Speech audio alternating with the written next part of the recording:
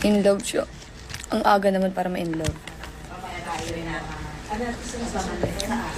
Long hair Aaron. Wala pang in love, guys. Wala pa. Wala pang in love. Self-love. True. Pero dinadamay ko siya minsan. Hmm?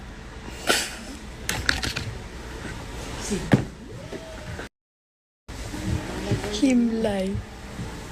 De guys, self-love, self-love. Ang bilog ng face mo. Paki mo. Hoy, sa mga nagsasabi yun sa Polaroid ko, si S yun guys, hindi si S yun guys.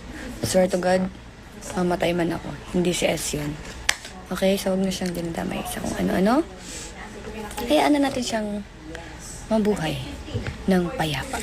Huwag na siyang i-bash guys. Spread love, no hates.